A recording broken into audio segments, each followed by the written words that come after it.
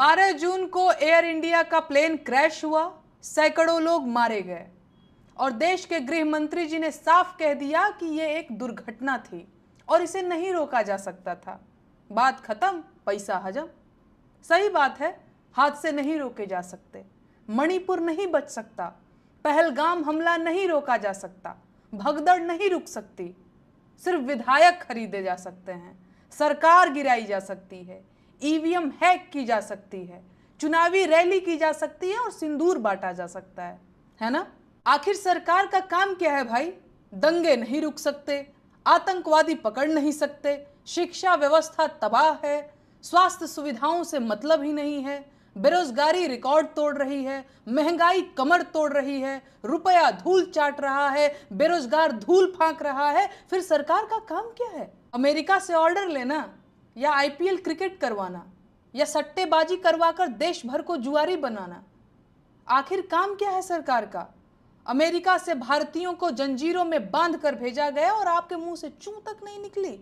यही दिन दिखाने के लिए 56 इंची बने टहल रहे थे आप। कभी हम चीन से आगे निकलने की होड़ में थे, अमेरिका को तपाक से जवाब दे दिया करते थे। आज पाकिस्तान आंख दिखा रहा है और अमेरिका ऑर्डर दे रहा है। शर्म नहीं आ रही है? सैकड़ों देशवासी जिंदा जल गए और इन्हें अलग अलग एंगल से फोटो खिंचवाना है और पोज मारना है। देशवासी कितने नशे में हैं कि ये निकृष्टता नहीं देख पा रहे हैं। अगर यही आपका आपदा में अवसर है तो इसे हम देशवासी नीचता कहते हैं।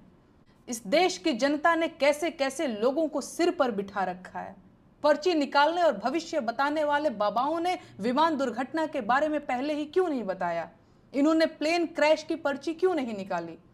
महाकुंभ की महाभगदड़ की पर्ची भी नहीं निकाली थी, बालासोर ट्रेन दुर्घटना की पर्ची भी नहीं निकाली थी और पहलगाम हमले की भी पर्ची नहीं निकाली थी। देश में करोड़ों लोग इन्हें चमत्कारी बाबा मानते हैं और ये प्रधानमंत्री जी के भी प्रिय हैं। देश का मीडिया इनके मुंह में माइक ठूंसकर सवाल कब पूछेगा? दुर्घटनाग्रस्त विमान एयर इंडिया का था और एयर इंडिया कुछ साल पहले टाटा ग्रुप को बेचा जा चुका है। अहमदाबाद एयरपोर्ट के संचालन और प्रबंधन की जिम्मेदारी पिछले कुछ सालों से अडानी ग्रुप के पास है। ऐसे में इस दुर्घटना की ईमानदार जांच की उम्मीद करने वालों के लिए मेरे मन में सिर्फ दुख है। एयर इंडिया विमान दुर्घटना एक्ट ऑफ फ्रॉड है, जिसे एक्ट ऑफ गॉड बता दिया गया और सारे पत्रकार 250 जले इंसानों को छोड़कर एक जलने से बची किताब के इर्द गिर्द रिपोर्टिंग करते रहे।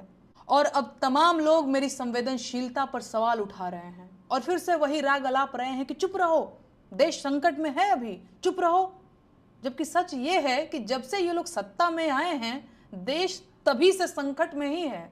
प्लेन क्रैश का सवाल पूछने पर मेरी संवेदनशीलता पर सवाल उठाने वाले भाजपाई मेरे उस प्लेन में न होने का दुख व्यक्त कर रहे हैं। कह रहे हैं कि काश मैं भी उसी प्लेन में होती। विपक्ष के नेताओं के लिए भी उनके मन में यही भाव है। संवेदनशीलता का ऐसा ढोंग सबके वश की बात नहीं है। संवेदनशीलता चेक करनी हो तो जाकर सरकार और मोदी जी की संवेदनशीलता चेक कीजिए, जो पहलगाम हमले के तुरंत बाद बिहार में रैली करने चले गए थे। तो मेरा मुंह मत खुलवाइए। ये आपके चुप रहने का ही परिणाम है कि सरकार ने लोगों को भगवान भरोसे छोड़ दिया है। जाइए, पकड़िए कॉलर सरकार का और हिसाब मांगिए। दुर्घटनाग्रस्त हुआ विमान सितंबर 2012 में एयर इंडिया के बेड़े में शामिल हुआ था। ऐसे में ये विमान लगभग 13 साल पुराना था। कारें 10 साल में रिटायर हो जाती हैं, लेकिन 12-13 साल पुराने विमानों में यात्री ढोए जा सकते हैं। क्यों? क्योंकि सरकार के लिए यात्रियों की जान से ज्यादा मुनाफा प्यारा है। जब तक मौतें नहीं होती, सरकार की नींद नहीं खुलती है। खराब विमानों में यात्री ढोए जा रहे हैं और सरकार चुनाव लड़ रही है। यात्रियों की सुरक्षा की जिम्मेदारी अंतिम रूप से सरकार की ही होती है, तो विमान दुर्घटना के लिए सरकार ही जिम्मेदार है। देश के साथ हुई सबसे बड़ी दुर्घटना भाजपा का सत्ता में आना है। बाकी सारी दुर्घटनाएं इसी का परिणाम है। एयर इंडिया टाटा को दे दिया और अहमदाबाद एयरपोर्ट अडानी को दे दिया। अब देश को इस्तीफा भी दे दीजिए।